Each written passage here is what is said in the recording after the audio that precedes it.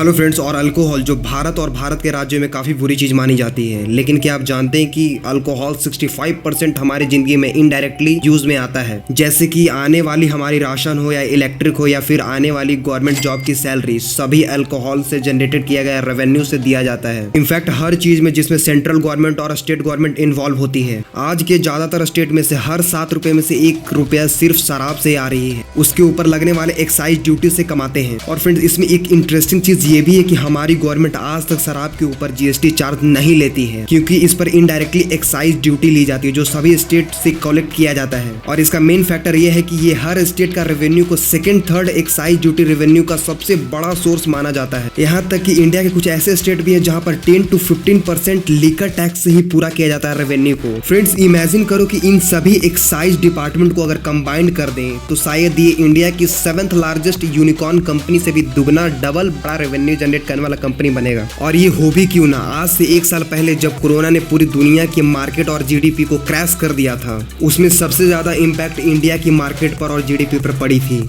उसी बीच में liquor shop को खोलने के मात्र 24 घंटे के अंदर तकरीबन 2000 करोड़ की रेवेन्यू को जनरेट कर लिया, वो भी बिना एक्साइज ड्यूटी को इंक्लूड किए हुए। और उसी बीच में जब साल 2020 में लॉकडाउन आया था, जिसमें कई सारी स्टेट ने सेंट्रल गवर्नमेंट से ये अपील की थी कि प्लीज शराब के ऊपर लगने वाले बैन को हटा लिया जाए, क्योंकि हर स्टेट का रेवेन्यू काफी डाउनफॉल होता जा रहा था। और कुछ स्टेट में अल्कोहल को बैन करने के पीछे एक लॉजिकल फंडा भी है। फ्रेंड्स देखो, अल्कोहल का the constitution of India 7th schedule मानी जाती है, जो डिपेंड करता है ड्यूटीज ऑफ एक्साइज। इसकी ट्रांसपोर्टेशन से लेकर इसकी स्टोरेज से लेकर और इसकी बिक्री से सारी की सारी रूल और रेगुलेशन एक स्टेट के हाथों में होती है। वो अपने ढंग से इस पर कोई भी नियम बना सकता है। और इंडिया के अंदर अल्कोहल कंजप्शन 3 टाइप के स्टेट होते हैं। इसमें पहला ड्राई स्टेट, ये वो है जहाँ की मेडिकल पर्पज से शराब को खरीद बिक्री पर कंप्लीटली बैन लगाया गया, जिसमें गुजरात, बिहार, लक्षद्वीप, नागालैंड, यहाँ तक कि मिजोरम भी शामिल है।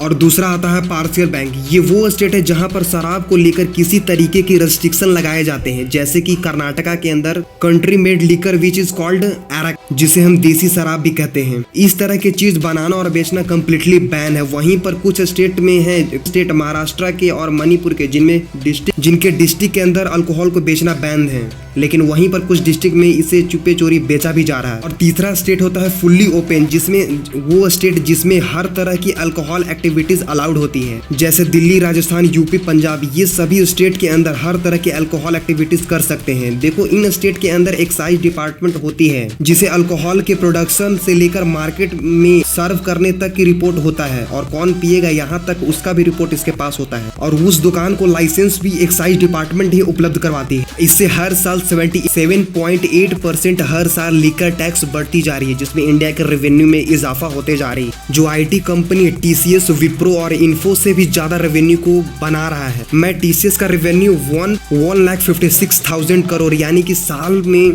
टीसीएस की 1 साल की रेवेन्यू 1,56,000 करोड़ थी। और उसी साल सभी स्टेट को कंबाइंड करके liquor tax revenue 1.7 lakh crore revenue को जनरेट किया गया है। अब तक एक प्रोफेशनल एस्थेटिका स्टडी के अनुसार 2022 में मार्केट में अल्कोहलिक बेवरेज $47,000 मिलियन का रेवेन्यू को जनरेट किया गया था। और इसके बीच जो साल 2022 से 2025 तक 8.86% पर ईयर बढ़ने की चांसेस बहुत ज्यादा बढ़ती जा रही है। So thanks for watching and like and subscribe my channel.